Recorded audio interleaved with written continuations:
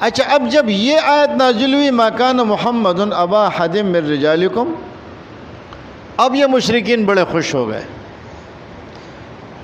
کہنے لگے اب نبی علیہ السلام کو چھوڑ دو،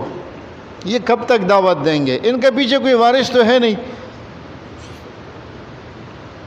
جب وارث نہیں ہے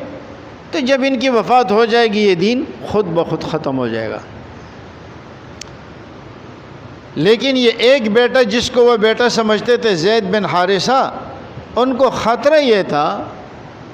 کہ کہیں یہی بیٹا آپ کا وارث نہ بن جائے،